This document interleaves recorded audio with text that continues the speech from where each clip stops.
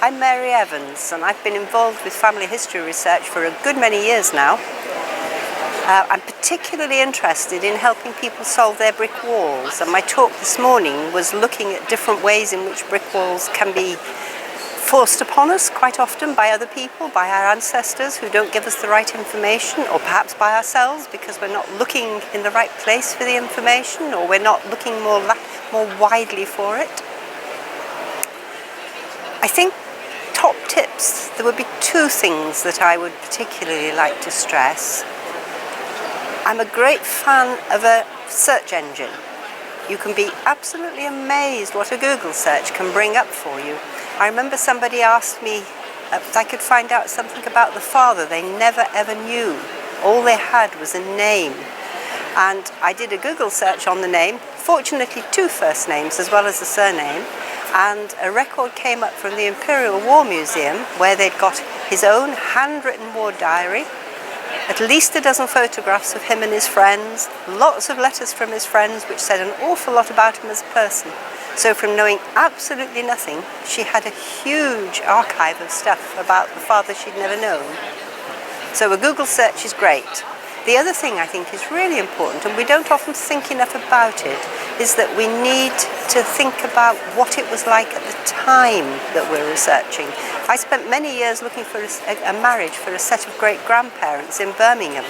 They didn't marry in the parish church where their children were baptised and which we knew as the family church. And I spent weeks, long before the internet, going through every parish register for marriages in Birmingham without finding them. I knew they had married because I'd got the marriage index.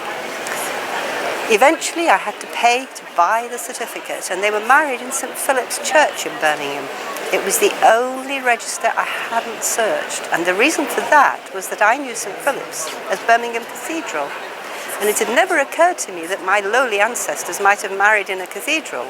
But in actual fact, it didn't become a cathedral till the 1920s, I think it was. They married in what was just the local parish church in the 1880s.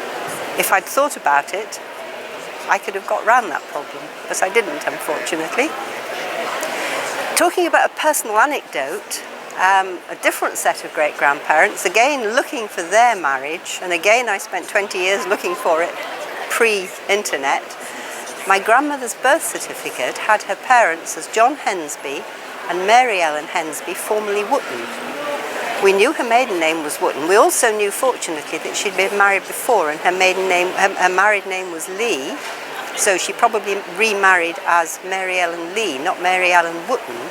Hensby's quite a rare name even today, but I couldn't find a marriage anywhere for a John Hensby to a Mary Ellen Lee or a Mary Ellen Wootton. My grandmother was born in 1884. Both parents had been married before and had children. Both spouses were dead. 1891 census eventually was published, and there was the family. John Hensby, head of the family, 2 of his boys from his previous marriage, Mary Ellen Lee, housekeeper, 2 of her children from her previous marriage, and right at the bottom there was my 6-year-old grandmother, Mary Ellen Hensby. Eventually I found their marriage. My grandmother was 18 when her parents married.